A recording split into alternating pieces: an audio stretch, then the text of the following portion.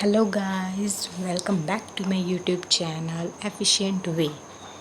तो आज सबसे ज़्यादा लेटेस्ट ट्रेंडिंग टॉपिक पे बात करेंगे, that is top digital marketing trend in 2023। तो टॉप 10 में सबसे पहले मैं बात करूँगी वॉइस सर्च ऑप्टिमाइजेशन की। तो देखो, मैं सबसे पहले मीनिंग थोड़ा सा बता देती हूँ। जैसे वॉइस सर्च मीन्स आप टाइप करके नहीं सर्च कर रहे, आप कुछ बोल करके आप गूगल पे या यूट्यूब पे या किसी भी अनदर ऐप पे कुछ सर्च कर रहे हैं, तो उसको हम बोलते हैं वॉइस सर्च।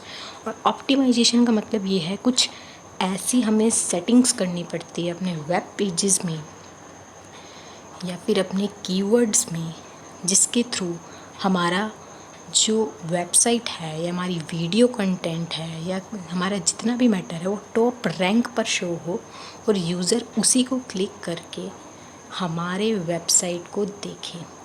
ठीक है, तो वॉइस सर्च, तो ये एक्सपेक्ट किया जा रहा है कि साल 2024 तक, which is only 2 years away, digital voice assistant 8.8 billion units तक पहुंच जाएगा। अपने वेबसाइट का ऑप्टिमाइज़ करके उसमें अच्छे कंटेंट ऐड करके जो यूज़र इंटरैक्टिव हो, ठीक है, और इसके साथ राइट कीवर्ड को यूज़ करके हम अपने वेबसाइट के ट्रैफिक सोर्स को बढ़ा सकते हैं, जिसकी एक्सप्लेनेशन मैं आपको भी ऑलरेडी कर चुकी हूँ। तो और एक अमेजिंग सा फैक्ट्स बताती हूँ कि 50% of the US population use करती है वॉइस सर्च को एज अ फीचर अपनी डेली बेसिस के रूटीन में। और वॉइस सर्च इंडिया में भी अब बहुत ज़्यादा पॉपुलर होते जा रहा है। जैसा कि मैं आपको बता दूं एग्जांपल के थ्रू, छोटे बच्चे हैं, अब वो टाइप तो कर नहीं सकते, तो वो क्या करते हैं, वॉइस सर्च का ही बहुत ज़्यादा यूज़ करते हैं। जितने भी इलिटरेट पीपल हैं, यानी जो पढ़े लिखे नहीं हैं, वो भी वॉइस सर्च का ही बहुत ज़्यादा यूज़ करते हैं किसी भी चीज़ को सर्च करने के लिए, इंफॉर्मेशन गेन करने के लिए। तो उसके बाद मैं बात करती हूँ आर्टिफिशियल इंटेलिजेंस की, जो कि बहुत ज़्यादा ट्रेंडिंग टॉपिक है और इसकी नॉलेज मस्ट है, आपको होनी चाहिए एज अ स्टूडेंट भी, जो कि ई कॉमर्स सब्जेक्ट में बहुत ज़्यादा पूछा जाता है, और साथ के साथ कंप्यूटर एप्लीकेशन इन बिजनेस में भी। तो एआई, जिसे हम king of the digital marketing भी बोल सकते हैं, जो आने वाले टाइम में बहुत ज़्यादा यूज़ होने वाली टेक्नोलॉजी है। From health care to automobile, agriculture to hospitality, manufacturing and education, AI बहुत ज़्यादा इंक्रीजिंगली इम्पैक्ट डाल रहा है हर इंडस्ट्री पे। एंड अगर फैक्ट्स की बात करूँ तो नियरली 77% ऑफ जो डिवाइसेस हैं वो एआई टेक्नोलॉजी को यूज़ करते हैं। और अनुमान ये भी है कि 2030 तक एआई ऐड करेगा $15.7 trillion to the world GDP और बूस्ट करेगा 14% तक। तो नेक्स्ट अगर मैं बात करूं एआई बेस्ड चैट बोट की, तो 38% of consumer served give positive feedback regarding their percent of chat boats.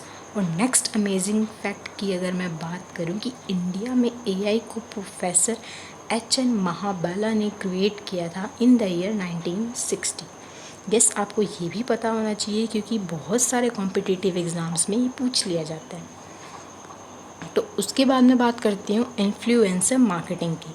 70% of Indians select करते हैं इन्फ्लुएंसर मार्केटिंग कि इन्फ्लुएंसर मार्केटिंग उन्हें बहुत ज़्यादा इन्फ्लुएंस करती है किसी भी पर्टिकुलर प्रोडक्ट को परचेज़ करने के लिए। और FMCG sector leads the pack in leveraging influencer marketing with the pace of growing social media. जितने भी ऑर्गेनाइजेशन हैं अपने सेल को बूस्ट करना चाहते हैं, वो इन्फ्लुएंसर मार्केटिंग का यूज़ करते हैं।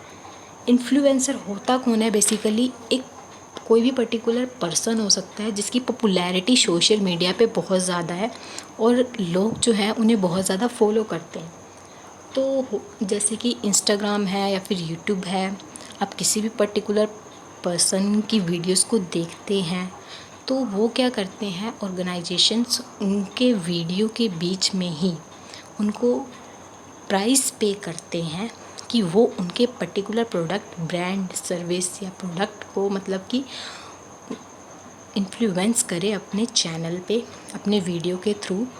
इससे क्या होता है कि मान लो किसी यूट्यूब चैनल पे 40 लाख सब्सक्राइबर्स हैं, उसमें से कुछ व्यूअर्स हैं वो वीडियो तो देखेंगे ही उनकी, तो जितने भी लोग उनकी वीडियोस को देखेंगे तो वो पर्टिकुलर प्रोडक्ट के बारे में उन्हें साथ के साथ अवेयरनेस मिल जाएगी वीडियो के बीच में। तो उससे क्या हुआ कि एक बारी में बहुत सारे टारगेटेड पॉपुलेशन को अट्रैक्ट कर लिया इन्फ्लुएंसर ने प्रोडक्ट परचेज़ करने के लिए। तो वही होता है हमारा इन्फ्लुएंसर मार्केटिंग। गाइस बहुत ज़्यादा ट्रेंडिंग है। आप कोई भी यूट्यूब पे वीडियो देख रहे हैं या मूवी देख रहे हैं या फिर कुछ भी मतलब कि ऐसा देख रहे हैं जिसमें आपका इंटरेस्ट क्रिएट हो रहा हो, वो बीच में ही आपकी माइंड के स्टिमुली को कैच करने की कोशिश करते हैं। तो उसके बाद हम बात करते हैं इंटरैक्टिव कंटेंट की। तो इंटरैक्टिव कंटेंट होता क्या है? बेसिक इंटरैक्टिव का मतलब होता है कुछ अट्रैक्टिव, है ना। तो इंटरैक्टिव मार्केटिंग में बेसिकली क्या होता है कि कोई भी ऐसा कंटेंट जो एनकरेज करती है और एक्टिव एंगेजमेंट करती है, पार्टिसिपेशन करवाती है ऑडियंस की, ठीक है ना। तो इसमें होता क्या है, हम उन कंटेंट का यूज़ करते हैं जो आपके ऑडियंस को एंगेज करवाती है, उनके पार्टिसिपेशन बेसिस पे। ये कन्वर्सेशन की तरह होती है। एक सिंपल से एग्जांपल में अगर मैं एक्सप्लेन करूं तो आप इंटरैक्टिव कंटेंट को प्रिपेयर कर सकते हैं quizzes, interactive map, interactive films या वीडियो गेम्स, इंटरैक्टिव वेबिनार को यूज़ करके, ठीक है। 62% of business to business marketer already use कर रहे हैं इंटरैक्टिव कंटेंट मार्केटिंग को।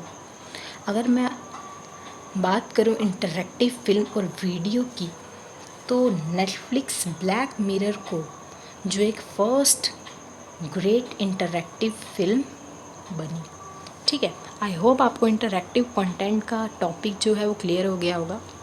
तो आपने देखा भी होगा कुछ कंटेंट इस तरह के प्रिपेयर किए जाते हैं वेबसाइट पे, वहाँ से आपको वो क्विज़ वगैरह के ऑप्शंस डाल देते हैं जिसके थ्रू जो यूज़र है वो एंगेज होने की कोशिश करता है, उसको समझने की कोशिश करता है। तो उससे आपकी रैंकिंग भी बहुत ज़्यादा बढ़ जाती है।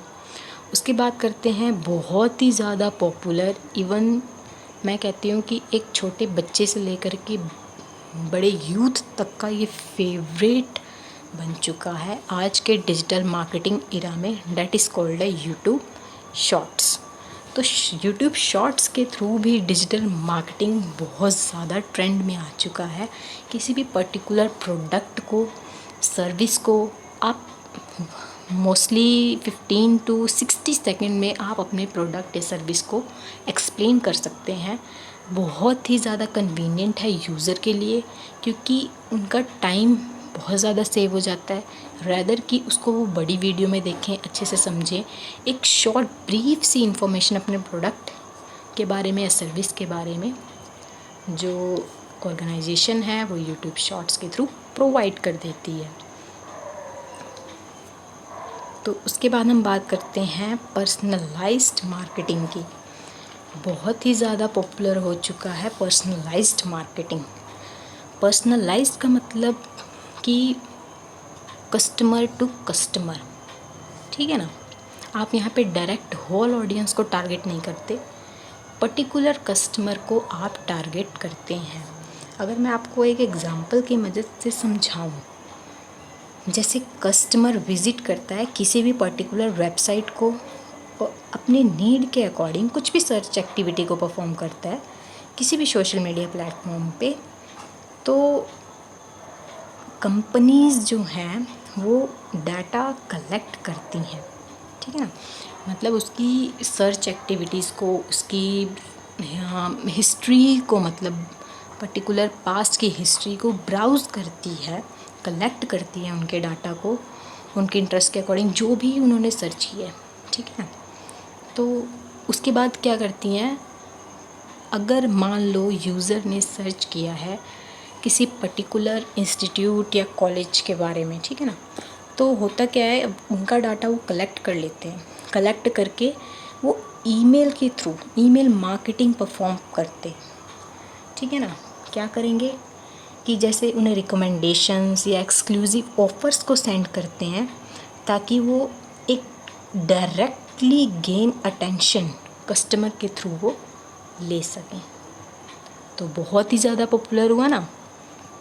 तो उसके बाद मैं बात करती हूँ मेटावर्स की।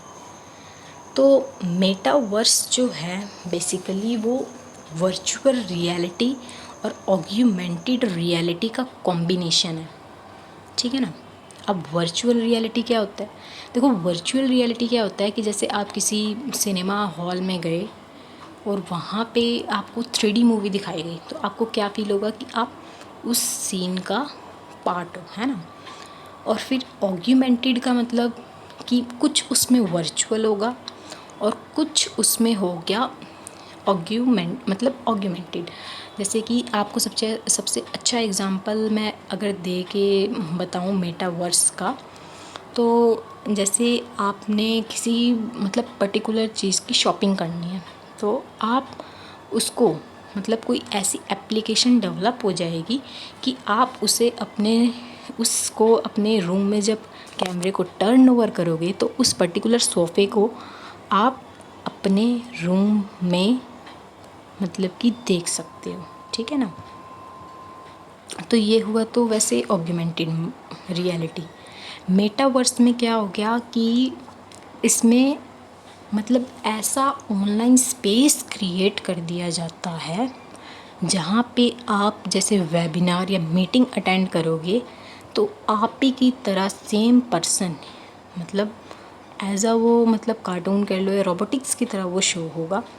और ऐसा प्लेटफॉर्म, ऐसी जगह डेवलप्ड होती हुई मिलेगी जहाँ पे आप महसूस करोगे कि आप रियलिटी में उस जगह पे बैठे हो, ठीक है ना। तो इस पे भी बहुत ज़्यादा रिसर्च चल रही है, अभी पूरी तरीके से इस पे अभी काम होना बाकी है। इसमें गवर्नमेंट, इंडस्ट्री और बहुत सारी ऐसी ऑर्गेनाइजेशन का इसमें सपोर्ट चाहिए, तब जाके ये इम्प्लीमेंट होगा। और बस इतनी इन्फॉर्मेशन है। तो आई होप आपको मेटावर्स की थोड़ी सी क्लैरिटी हुई होगी। उसके बाद मैं बात करती हूँ ऑग्यूमेंटेड रियलिटी की। ऑग्यूमेंटेड रियलिटी क्या होता है, इसमें जैसे इसका एग्जांपल मैं अगर आपको दूँ, स्नैपचैट है ना। स्नैपचैट में आप फ़ोटो क्लिक करते हो, कुछ तो उसमें रियलिटी होती है, कुछ इसमें जो आप फ़िल्टर्स का यूज़ करते हो ना, तो फ़िल्टर का यूज़ करके और जो आप रियलिटी कैप्चर करने की कोशिश कर रहे हो, दोनों को जब आप कंबाइन करते हो तो वो होता है हमारा ऑग्यूमेंटेड रियलिटी। और ऑग्यूमेंटेड रियलिटी, वर्चुअल रियलिटी, ठीक है ना, इन दोनों को कंबाइन करके हमारा मेटावर्स बनता है, ठीक है ना। तो ऑग्यूमेंट रियलिटी भी बहुत ज़्यादा पॉपुलर है। ये ज़्यादातर आप यूँ सोच लो, कस्टमर को एंगेज करवाने के लिए, उनकी पार्टिसिपेशन को अट्रैक्ट करने के लिए, उनको परसुएट करने के लिए कि वो पर्टिकुलर एनवायरनमेंट को बिल्कुल अट्रैक्ट हो जाएं और उसे कैप्चर करने की कोशिश करें, इसलिए यूज़ होता है ऑग्यूमेंटेड रियलिटी का। तो आई होप आपको थोड़ी बहुत क्लैरिटी मेरे नॉलेज के थ्रू, मेरे बेसिक नॉलेज के थ्रू आपको क्लियर हुआ होगा। तो आपको अगर मेरा कंटेंट थोड़ा सा भी अच्छा लगा हो तो प्लीज़ सपोर्ट करना गाइस, सब्सक्राइब करना माय चैनल को, एंड साथ के साथ बेल आइकन को प्रेस करना और एक लाइक कर देना यार, छोटा सा। Okay, thank you. फिर मिलते हैं नेक्स्ट वीडियो में, तब तक के लिए गुड लक।